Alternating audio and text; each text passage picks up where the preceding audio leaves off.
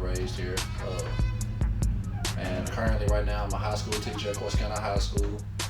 And I'm a part-time barber, you can say. You know, it's just a hobby, you know, something that I just taught myself. I learned how to do it and started out just playing, practicing with something. You know, I had some cheap Walmart clippers and I just wanted to learn how to do something. You know, I started out practicing on my little cousin and waiting for his hair to grow out every 2 weeks so I could cut it again and practice. And once I did it, I'm the type of person where I want to perfect something. So once I start doing something, I want to try to perfect it. And I never thought that I'd be cutting, like people blowing my phone up asking me to cut their hair, you know, all the time. I was just looking to do something for myself, you know, just a little hobby. And boom, it took off like that. And next thing you know, I'm cutting hair, you know, part-time, could possibly make it a full-time thing. But first off, growing up, people always told me that I always asking questions. Why this, why that, why this, why that? So I kind of picked it up from that, going in, like, I go to a barber shop and while everybody else is not paying attention or talking or something, I would catch myself paying attention to the barber, like, dang, that's crazy how you just took that nappy head and turned it into something that's just crispy. Like, dang, that's crazy, how you do it? Like, what are you doing? And I would just pay attention. I could feel the barber on the side of my head, you know, hey, what are you doing with that clipper, man? What you put on there? And it went from that to trying to cut my little cousin's hair and, you know, asking people, hey man, can I cut your hair? Man, I can do it, man, let me cut your hair. And I would just, first off, I just learned how to do it off what I seen and asking questions at the barbershop. And then I got on the phone and I Googled it, how to do a taper fade. Some dude on YouTube popped up and his name was Caking as Randy. And I watched his videos, you know, and I had already did a taper fade. So now I'm just watching like, okay, what did I do wrong? How can I get this line, how get this blend to be, you know, blurry? And every day, instead of getting on Facebook or something like that, you know, I was getting on YouTube trying to watch how to do a blurry fade, and it went from there. Next thing you know, 2 weeks went by, I'm calling my little cousin so I can cut his hair again, you know, and do the techniques that I just learned. And before you know it, every 2 weeks going by, I was trying to get him over there so I could practice another haircut, you know, and get it better. Then I go to a barber shop and I'm steady just watching, you know, watching the whole time how they do it. Next thing you know, man, I'm laying down fades where people ask me to cut their hair and I don't even know what to charge because I'm doing so good. And there it began. I think when you go self-taught and self-paced, it's something that you actually want to do besides going somewhere when you don't have that passion or you don't really want to do it 100%. But when you want to do something 100%, going to a school, I think, would just, depending on the school, would just get on top of that and, I mean, make it, you'll go 100%, you know, and you'll have somebody there to show you instead of waiting and learning from your mess ups and your mistakes. You're gonna have somebody there to teach you. But I'm just the type of person where, you know, I'm gonna learn. I'm gonna watch other people and see their mistakes. I'm gonna learn from their mistakes where I don't have to make them. It's crazy because, like, I do that in everything in life. Like, if I see you make a mistake, I'm not gonna do that same mistake. I'm gonna learn from it. I think everybody should be that way. I mean, but that's something that you can't teach. Like, that's something that you gotta be able to do, because a lot of people can't do that. A lot of people crash, but I'm gonna watch you crash and I'm gonna make sure I don't make that same turn on that same road, make that same crash. Man, I think I'm a kid at heart. Like, I'm 30 years old, but I still feel like a child. It's crazy. I don't feel like I'm 30. I feel like I said, like I'm a kid. And I just love being around them because they bring pure happiness out of you. And when you can see somebody that you taught, or you taught somebody something and you see it like in action, man, it just gives you happiness that you know, like, that you're a role model to somebody that's, you know what I'm saying? And dang, that's what drove me to be a teacher, man. I just love being around kids. And my last job where I was working at a prison, you know, I had the ability to teach people, but it seemed like I wasn't getting the full experience out of it. And I just knew I wanted to be around kids, man, to where I could be a role model to them. And then, you know, like I said, going into barbering, man, it just making people feel good. Like, you know, they come in nappy, you know, we chop it up, have good conversation, and then they leave with a haircut where they taking selfies. As soon as they leave up out of here taking selfies, you know what I'm saying? Then I see it, and I just know that I did something, you know. Basketball, I mean, first off, too, you see how I'm dressed, man, I'm ready to go play basketball off top. I say between teaching, being a father, because I'm always teaching, doing that. I would say basketball is probably my next hobby. I just love doing it. Just it's a great stress reliever. Like it's like you go out there, man. You can have all type of bills due, any type of papers, work that you got to get done, man. You go out there, man. And if we're going to 16, man, that's the only thing that matters at the time is out there getting buckets, you know, talking trash, having fun, man. And then after that, it'll be working on cars, man. I love working on cars. I love anything that I'm doing where I'm turning something, you know, where I'm fixing anything, and then I can see the progress of me fixing it. You know, that goes in the barbering too. Like I said, I can start off with a head that just like a complete transformation. I turn it into something and had them smiling, and I see that I actually done it. That type of stuff brings excitement and joy to me.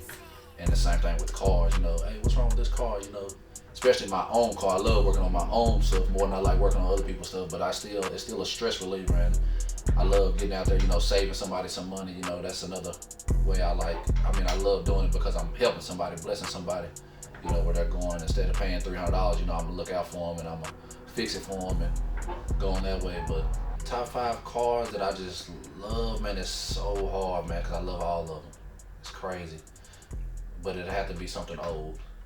I'm not too big in new cars, but let me see, top 5. My first one will probably be, I would say a Chevelle, 1970 Chevelle. Then from there, I'll probably go to a, dang, that's a tough one. But right off top, I got the Caprices, so it's gonna have to be, the Caprice is gonna have to be up there in that. Then I'll go with a Grand National probably, Grand National. What else would I get? Dang, there's so many, man. I just love cars. Anything Chevy. Off top, anything Chevy is a go-to. Grand National, Chevelle. It'll be something old to C10. Man, there's just too many cars out there. I just love cars, period. Everything. I mean, stuff that I don't even know, man. I see it and just love them. We're built for relationships as human beings. We're built for relationships. And when you have a partner that can hold you accountable, and in the back of your head, like you have standards that you have to live by, morals, and when you have somebody that you can hold accountable and somebody that's going to hold you accountable in everything, you know what I'm saying? You tend to strive. Well, me as a person, I tend to strive harder to make those goals, you know, get accomplished in all different types of ways. You know, I say it definitely does too for my son. You know, showing him different things and being a role model to my son. You know, to show him that it's not just one way or to do something. You know, a lot of people don't know certain things because they've never seen it. So when I can show him, you know, hard work, show my wife what hard work is. You know, how I can take something from not knowing anything about it to a week later, you know what I'm saying, I'm doing it, and before you know it, a year later, I'm trying to perfect it. And having that, I think, makes somebody go harder. I know it makes me go harder, 100 times harder, because I'm trying to show somebody something different that, you know, that way when he gets older, he can like, man, I know I can do this, and this, and it's like a tool that's been given to me. You know, it's like going back to cars, like when you got vice grips, you can change anything on a bike. But if you got a screwdriver on you, you might not be able to take that lug nut off. But when you're given vice grips in a situation, you know how to attack all different things that life has to give you. So once you got that tool, and if you show somebody how to use that tool, you know what I'm saying, he's gonna be able to, when he grows up, look at life situations and be able to tackle them with ease because he's seen me do it.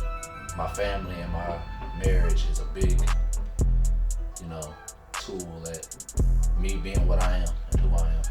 I feel as if I want to be rich, or if I wanted to do something, I know for a fact I can do it.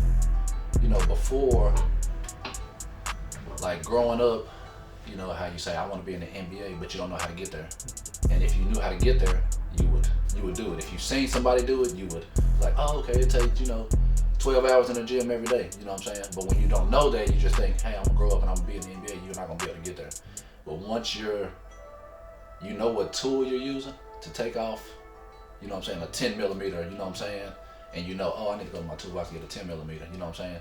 You can tackle goals, you know, with photography, whatever you want to do. When you know what you're doing, it just becomes easy, and people are like, dang, Adrian, how you know what I'm saying? How you become what you then, man? Like, dang, I want to be able to charge this for a deal. You know, like it comes with consistency and hard work, and you know what tools you need to use to get the job done, and it just becomes easy. You're like, man, it's nothing, man. You know, you just do it. It's just what we do, and then before you know it, you know, people are blowing your phone up. Hey, how can I get in touch with you to do this photo shoot? How can I do this? How can I do that? And it's just because you know what tools you have now. When you learn what tools you need in life, anything is possible.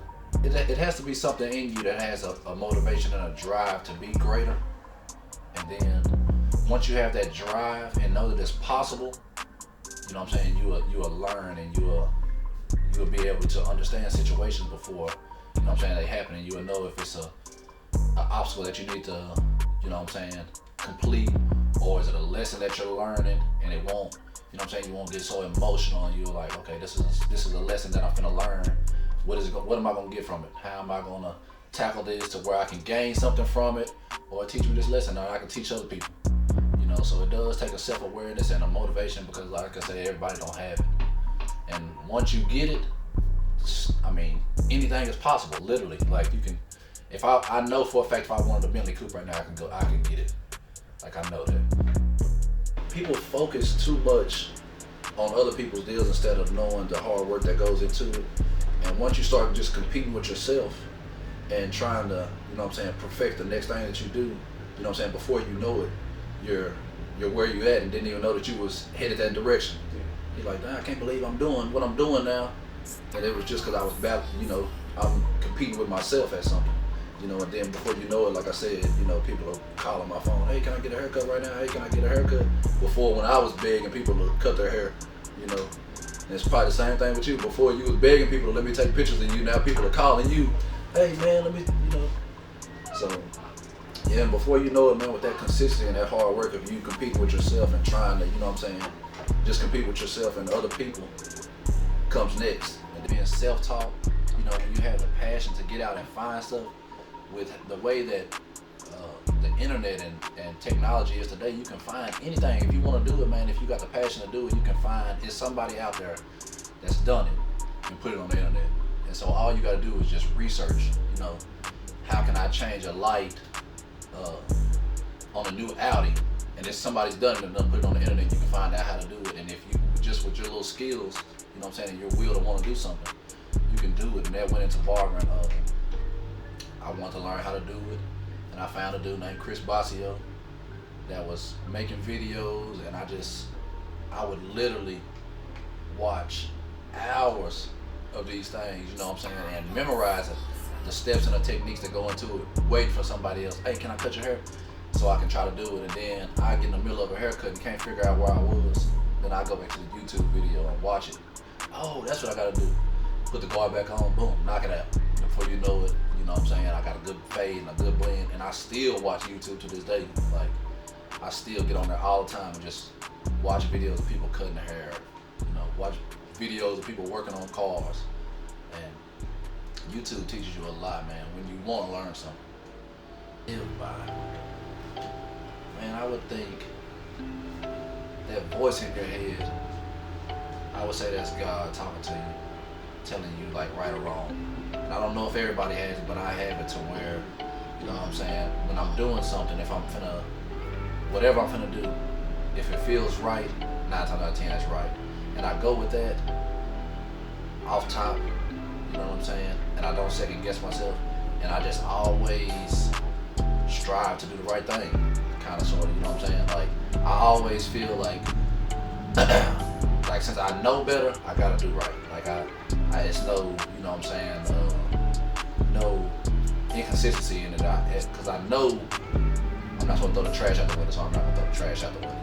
You know, I feel bad, and I guess that's God in me telling me that. But I kind of live by that. You know what I'm saying? Like when I'm finna do something, I'm gonna go hard at it, and I think that's where it comes from. I think that's a core value in me. I think like my common sense and that voice telling me right or wrong. You know what I'm saying? And then you can feel it.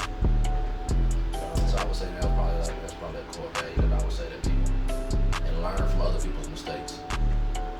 I would say that's a big thing too. Learn from other people's mistakes. Be able to assess a situation and always take something from it, always learn from it. You know what I'm saying? Don't run that brick wall when you just seen him run into that brick wall. That's another big thing I believe.